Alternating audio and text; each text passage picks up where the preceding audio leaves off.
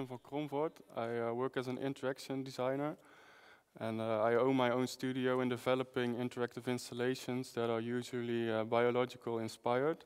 I read a lot about biology, and this is then reflected back into my work. I use technology as a medium to create these installations. So I want to talk first a bit about technology and art. I'm happy that I can use technology, and it's today, in these days, it's easy to use, easy to access. There are a lot of different platforms where in which you can use technology, hardware, software based. So yeah, when I talk about technology, I especially mean the technology that brought by the digital era, all the technologies brought by computers and stuff. So when you talk about technology and art, you usually have like screen-based computer art, screen-based technology art, and physical-based technology art. So art to technology. So me myself, I am a more physical-based artist. So I use hardware. I make my own hardware and software to create my installations. But art and technology wasn't always that accessible because technology is a very difficult thing to use. So technology for as an artist or just as a normal person, it's very difficult to access. So like 10 years ago or something, if you wanted to program a microchip or write your own program, it was very difficult to do that. You had almost to be a scientist or a very dedicated to working with technology in order to use it. So I think so. If you can't understand it, you can't see the possibilities of it, and then you can't develop ideas with it. So you can't apply it into your ideas. So yeah. In reaction to that, like 10 years ago, or I don't know exactly how long ago, but in reaction to that, or in a need to work with technology, all kinds of open source movements were formed and are still forming. And all these open source movements, they create platforms, hardware platforms, software platforms, in which you can make your own technology. So there are open source softwares where you can write your own programs with. There are open source hardware stuff where you can make your own technologies with. So, and these open source hardware is very cheap, and so it's yeah, everybody could buy these things, and all the open source software, especially where I work with, are free to download. So. I think open source made technology, digital technology, yeah, accessible for everyone and easy to use. So now I think because more and more people can work with it now, I think when you can use it, you can see the possibilities of it, and then you can shape with it as an artist. So then you can apply it into your ideas.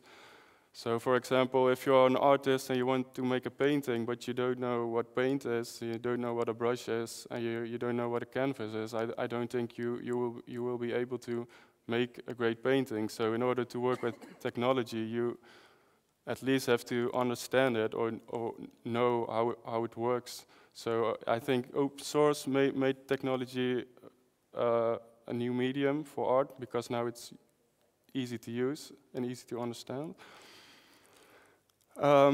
Like I said earlier, my main work is creating organisms, or my own organism, so using technology. And I think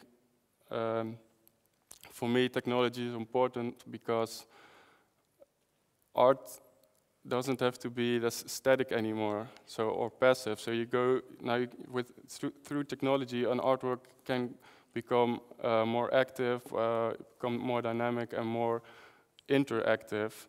So I haven't got it with me today, but this is one of my first projects called Mechanical Flower. It's a flower that reacts to light. It reacts on the light level in a room, and in a reaction to the light, it makes a decision to open or close. So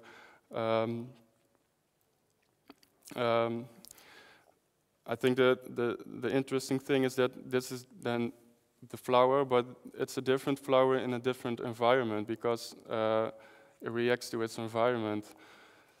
So it will be a different flower in the winter than in the summer because the light levels are different. So it's not, for me, it's not about making an artificial intelligent organism or something, but for me the interesting part is to make an organism with a certain function, and I think of a certain function, and the form follows on, after the function. So this is a pretty robotic work, and this is just a prototype. This is one of my first works.